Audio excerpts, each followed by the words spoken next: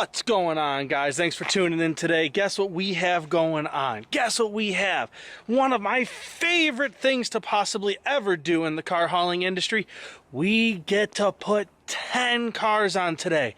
10 of these Nissan Sentras, Versas, and Kicks. We're putting them on our 80-footer. We finally get to stack the day cab 80-footer. And if you were wondering how to do it, today's the video. You're going to want to stay tuned. We're going to have a step-by-step guide on how we're going to put all 10 of these units on. And we are going to haul them back to East Tennessee.